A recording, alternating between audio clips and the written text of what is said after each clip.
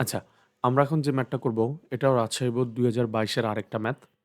অর্থাৎ আসলে এই ২০২২ সালে আরকি প্রতি বোর্ডে প্রায় ২ টা ২ টা করে ম্যাথ আসছিল। বুঝছো? মনে করো ৩ নম্বর অধ্যায় থেকে ২ টা, আবার ঢাকা বোর্ডে ৩ নম্বর অধ্যায় থেকে ২ টা, চট্টগ্রাম বোর্ডে ৩ নম্বর বোর্ড থেকে ২ টা, এরকম আরকি। এইজন্য এখানে ২ টা করে ম্যাথ আছে। আচ্ছা দেখো, আমরা চলো গ নাম্বার ম্যাথটা স্টার্ট করি।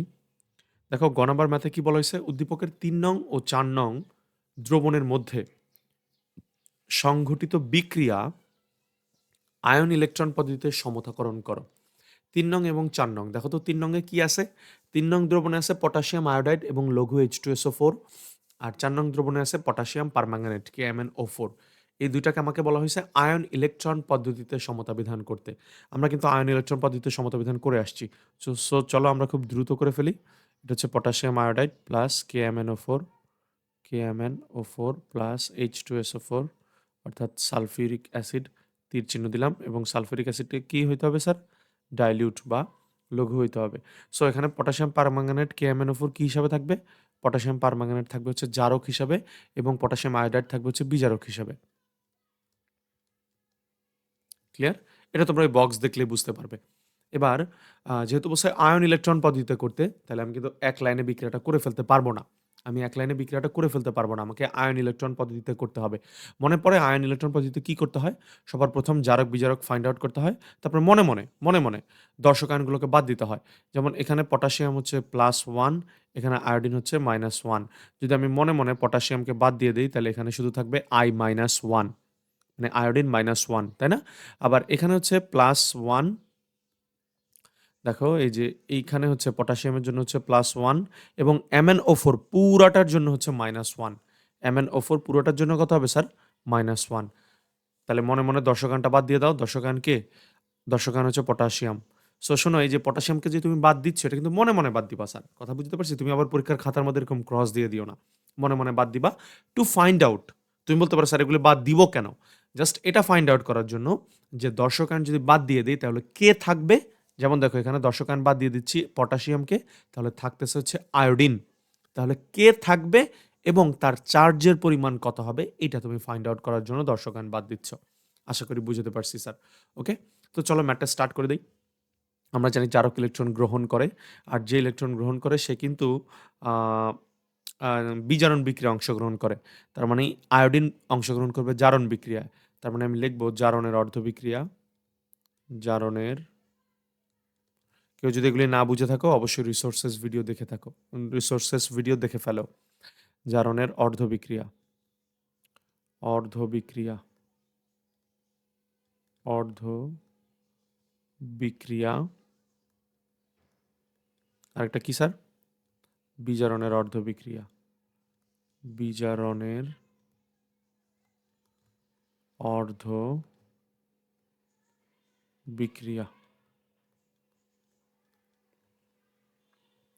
কথা বুঝতে পারছি স্যার? আচ্ছা, জারণ মানে কি ছাড়ন? কে ইলেকট্রন ত্যাগ করবে? এখানে আয়োডিন ছিল -1, আয়োডিন -1 থেকে কিসে পরিণত হবে? I2 তে পরিণত হবে। তাই না? -1 থেকে I2 তে পরিণত হইলে সে কয়টা ইলেকট্রন ত্যাগ করবে? এখানে I-1 থেকে সে কিন্তু 0 তে পরিণত হইল। তার মানে একটা ইলেকট্রন ত্যাগ করছে। তার মানে এই যে একটা ইলেকট্রন ত্যাগ করবে। কিন্তু খেয়াল করে দেখো, আয়োডিন এখানে মোট আছে কয়টা? আয়োডিন এখানে আছে ২ টা। তাহলে এই যে দেখো ২ টা আয়োডিন ২ টা ইলেকট্রন ত্যাগ করে I2 তে পরিণত হবে। আশা করি তুমি বুঝছো। ঠিক আছে? এরপর আরেকটা কে যেন আছে? আরেকটা হচ্ছে MnO4 মাইনাস। MnO4 মাইনাস, আ এইখানে কি হবে বলো তো? MnO4 মাইনাস যেহেতু এটা অম্লীয় মাধ্যমে আছে, তাহলে সেটা পরিণত হয় Mn2 প্লাসে। Mn2 প্লাসে পরিণত হলে, এবং এখানে ৪ টা অক্সিজেন আছে, তার মানে আমি এই পাশে দিব ৪ টা পানি। ৪ টা পানি দিলে হাইড্রোজেন কটা বেশি লিখে ফেলছি? ৪ দুগুণা ৮, তার মানে 8H+। ৮ টা হাইড্রোজেন লিখে ফেলার পরে এখন যদি আমি ইলেকট্রন বিন্যাস করি, সরি, মানে চার্জের হিসাব করি, তাহলে এখানে হচ্ছে +7, এখানে +2, তার মানে ৫ টা ইলেকট্রন গ্রহণ করতেছে। তার মানে এখানে হবে 5 ইলেকট্রন। কথা কি বুঝতে পারছি স্যার? আচ্ছা, তাহলে এটা হচ্ছে ১ নাম্বার সমীকরণ, এটা হচ্ছে ২ নাম্বার সমীকরণ। এবার খেয়াল করে দেখো, এখানে আছে ৫ টা ইলেকট্রন, এখানে আছে ২ টা ইলেকট্রন। কথা কি বুঝতে পারছি? এখানে আছে ২ টা ইলেকট্রন। সো আমি যে কাজটা করব, আমি এটাকে গুণ করব হচ্ছে আ ২ দ্বারা, এবং এইটাকে গুণ করব হচ্ছে ৫ দ্বারা। ৫ দ্বারা গুণ করব এবং ২ দ্বারা গুণ করব। আচ্ছা, হুট করে না আমার মাথায় একটা কথা আসছে। তোমরা অনেক স্টুডেন্ট একটা মিস্টেক করতে পারো। সেটা কি? তোমরা এই যে মনে করো এখানে 1 মাইনাস দিয়ে দিলা। এই যে এরকম দিয়ে দিলা। এরপর তোমার কাছে মনে হইতে পারে, আচ্ছা স্যার এখানে যেহেতু ৫ টা ইলেকট্রন আছে তাহলে এক কাজ করি না এখানে ৫ দিয়ে গুণ করে দেই। এই যে ৫ দিয়ে গুণ করে দেই তাহলে মনে হয় এরকম হবে। তাই না? না, এরকম কিন্তু করা যাবে না। কারণটা কি? কারণটা হচ্ছে তোমাকে আগে আয়োডিনের হিসাব করতে হবে। এখানে দেখো আয়োডিন ১ টা। একটা আয়োডিন ১ টা ইলেকট্রন ত্যাগ করে তো মানে সরি এখানে একটা আয়োডিন মাইনাস মানে আয়োডিন আয়ন ১ টা ইলেকট্রন ত্যাগ করে তো একটা আয়োডিনে পরিণত হওয়ার কথা। যেহেতু এখানে ২ টা আয়োডিন আছে, তার মানে অবশ্যই ২ টা আয়োডিন মাইনাস ২ টা ইলেকট্রন ত্যাগ করে এরকম ২ টা আয়োডিনে পরিণত হবে। কথা কি বুঝতে পারছি? তো তুমি আবার এখানে বাইরে 2 দিয়ে দিও না। বাইরে 2 দিলে তো ৪ টা আয়োডিন হয়ে যাবে। এখানে তো তোমার ৪ টা আয়োডিন নাই। আশা করি আমি তোমাকে কথা বুঝাতে পারছি। তাহলে দেখো এখানে কি হবে? এখানে হবে 2 হবে, এখানে হবে 2, এখানে হবে, এখানে কিছুই হবে না। তাহলে আমি এটাকে যদি ৫ দ্বারা গুণ করি, আমি এক কাজ করি আমি সরাসরি করে ফেলি, হ্যাঁ? তোমরা পরীক্ষার হলে দরকার হলে আরেকবার ভাঙাইয়া কইরো। আমি সরাসরি যদি করে ফেলি তাহলে এটা ৫ দ্বারা গুণ করলে কত হয়ে যাবে? ৫ দুগুণা ১০, এটা হয়ে যাবে ১০, এটাও হয়ে যাবে ১০, ১০ মাইনাস 10 আর এটা হয়ে যাবে ৫। বুঝতে পারছি স্যার? আচ্ছা। এবার এখানে ম্যাগনেসিয়ামের এখানে যেহেতু ২ দ্বারা গুণ করব তার মানে এটা হয়ে যাবে ২, এটা হয়ে যাবে কত? এটা হয়ে যাবে ৮ দুগুণা ১৬, এটা হয়ে যাবে ৫ দুগুণা ১০। তাহলে এটা হবে ৮ দুগুণা ১৬ আর এটা হবে ৫ দুগুণা ১০। এটা হবে ২ আর এটা হবে ৪ দুগুণা কত? ৮, ৮। এবার যদি আমি যোগ করে দেই, যোগ করলে এটা, এটা কাটা তাহলে এখানে থাকবে 10 I মাইনাস 1 আর plus 2 Mn O4 minus plus ১৬টা H প্লাস আর কি থাকবে বলো তো? থাকবে হচ্ছে ৫ টা I2 থাকবে হচ্ছে 2Mn 2 প্লাস প্লাস ৮ টা পানি। ডান? আচ্ছা এবার আমার কিন্তু কঙ্কাল রিঅ্যাকশন এসে পড়ছে।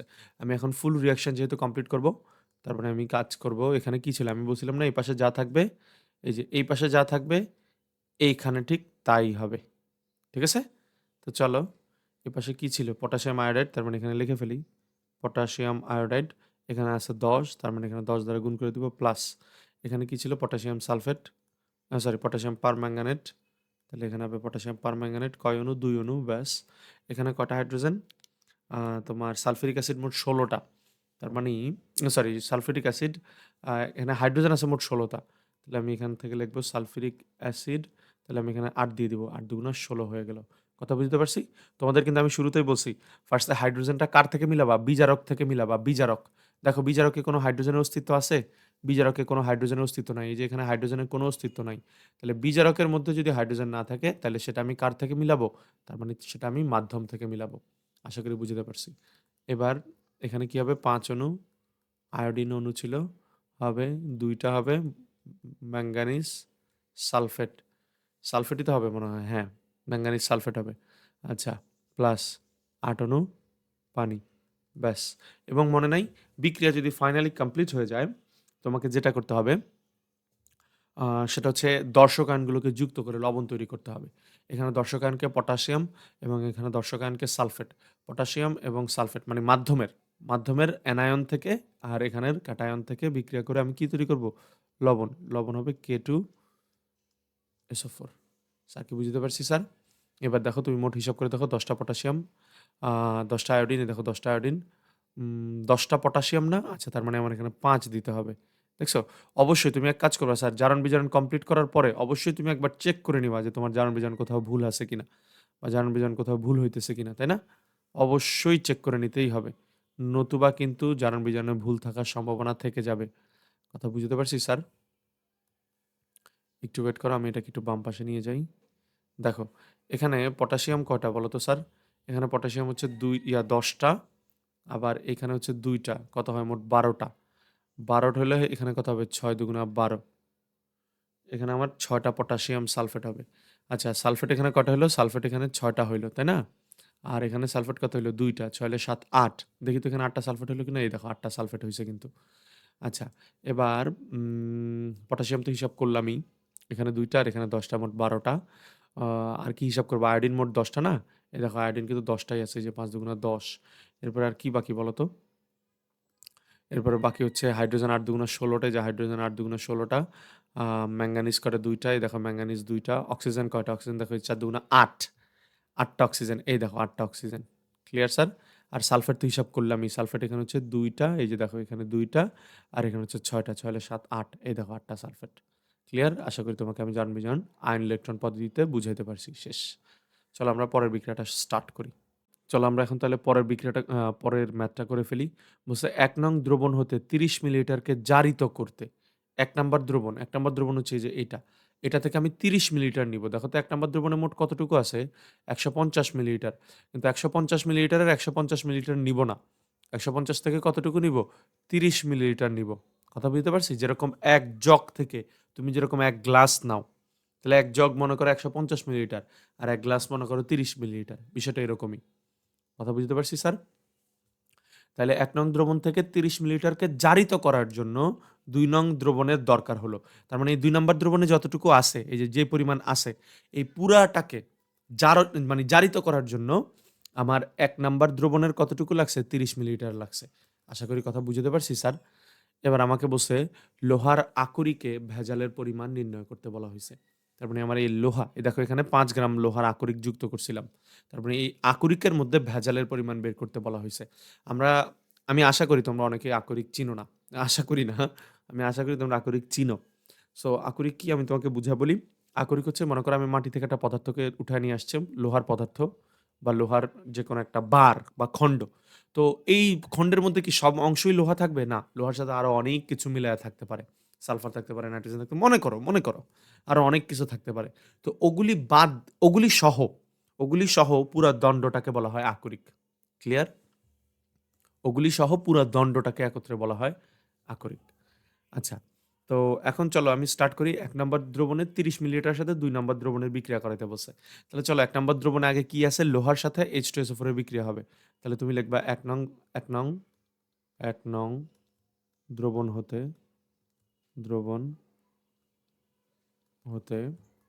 কি পাবো? ১ নং দ্রবণ হতে যে বিক্রিয়াটা পাবো সেটা হচ্ছে লোহা। Fe র সাথে আমি কাকে বিক্রিয়া করাবো? H2SO4 কে বিক্রিয়া করাইছি। আ এবং বিক্রিয়া করে আমি কি পাইছি? FeSO4 পাইছি এবং হাইড্রোজেন পাইছি। এবার এই দ্রবণকে আমি ২ নাম্বার দ্রবণের সাথে বিক্রিয়া করাবো। এই যে এই দ্রবণটাকে আমি কার সাথে বিক্রিয়া করাবো? ২ নং দ্রবণের সাথে। ২ নাম্বার দ্রবণে কে ছিল? K2Cr2O7। তো চলো তাহলে আ FeSO4 তার সাথে আমি K2Cr2O7 বিক্রিয়া করাইলাম। মনে নাই? জারণ-বিজারণ বিক্রিয়াতে অবশ্যই মাধ্যম দিতে হয়। মাধ্যম হিসাবে আমি এখানে কি দিলাম? ডাইলিউট সালফিউরিক অ্যাসিড দিলাম। এবার এখানে কিন্তু তোমাকে ১ লাইনে বিক্রিয়াটা কমপ্লিট করে ফেলতে হবে। তো চলো ১ লাইনে বিক্রিয়াটা কমপ্লিট করে ফেলি আমরা। আচ্ছা, তাহলে জারণ-বিজারণ ১ লাইনে যেহেতু আমি করে ফেলবো, তাহলে আমি যে কাজটা করব সবার আগে তুল্য সংখ্যা আদান-প্রদান করতে হয়, তাই না? মনে পড়ে K2Cr2O7 এর তুল্য সংখ্যা কত ছিল? ৬। আর FeSO4 এর তুল্য সংখ্যা কত? ১। তো ১ তো আর লেখার প্রয়োজন হয় না।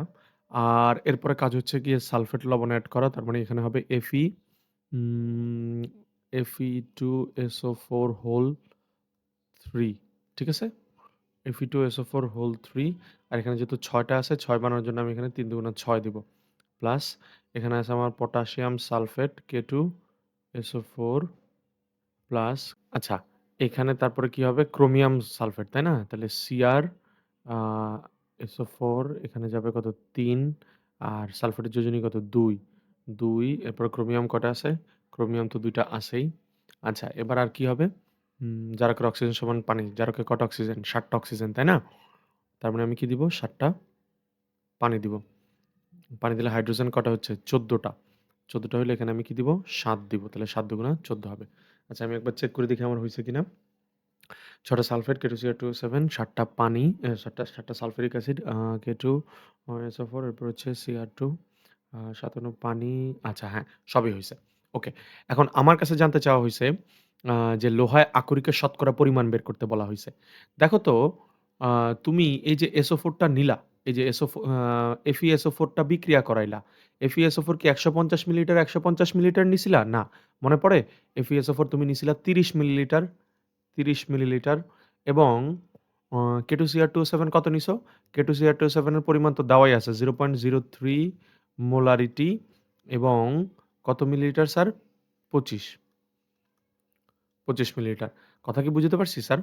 আচ্ছা, তাহলে এবার তুমি লিখবা বিক্রিয়া থেকে দেখা যায়, বিক্রিয়া থেকে দেখা যায়, বিক্রিয়া থেকে বলা যায় যে ১ মোল K2Cr2O7, K2Cr2O7 equivalent to ৬ mole FeSO4, FeSO4 তাহলে ১ মোলের বদলে কি লেখা যায় স্যার?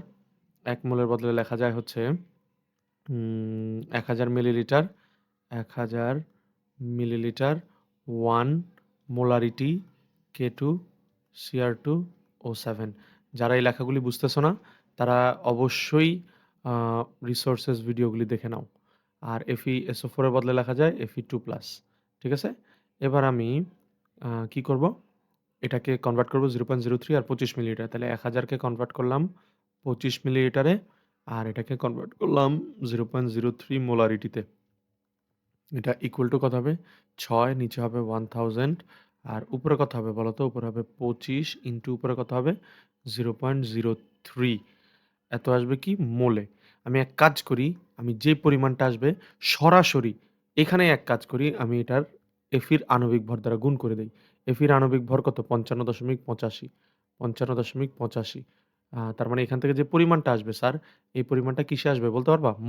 গ্রামে চলে আসবে। এই যে এত গ্রাম Fe 2 প্লাস। আচ্ছা তাহলে পরিমাণটা ক্যালকুলেশন করলে কত আসে দেখি? ২৫ মিলিলিটার পরিমাণটা আসবে 0.2513 0.25 0.2513 গ্রাম Fe2+, ক্লিয়ার? এখন এটা কতটুকুর মধ্যে আছে? এই যে এই পরিমাণ যে আসছে, এই পরিমাণ Fe, এই Fe টা যে আসছে, এই Fe টা কোথা থেকে আসছে দেখো তো? এই FeSO4 থেকেই তো আসছে। FeSO4 কতটুকু নিছিলা তুমি? ৩০ মিলিলিটার নিছিলা। কিন্তু তোমার পাত্রে কি ৩০ মিলিলিটার ছিল? পাত্রে ছিল ১৫০ মিলিলিটার। তাইলে অবশ্যই এটাকে ১৫০ এ কনভার্ট করতে হবে। তাহলে এখন আমি বলব ৩০ মিলিলিটার ৩০ মিলিলিটার Fe'র পরিমাণ Fe'র পরিমাণ এর পরিমাণ কত বলো তো?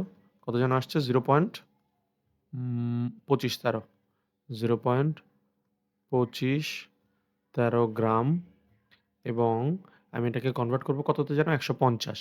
তাহলে ১৫০ এ কত হবে বলো তো? 0.2513 নিচে হবে ৩০, উপরে হবে ১৫০।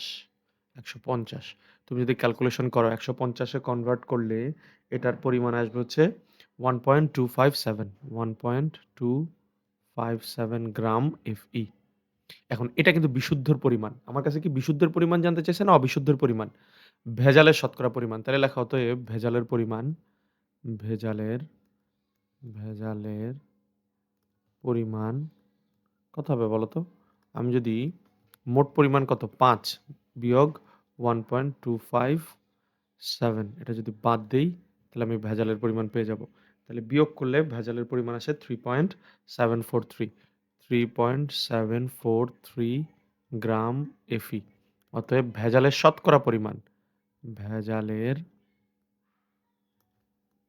শতকরা কারণ আমরা জানি ভেজালের পরিমাণগুলো আমরা শতকরা বের করি। ভেজালের শতকরা পরিমাণ স্যার আমি তোমাদের বলছি না, যেটা জানতে চাইবে সেটা বসাইতে হবে উপরে।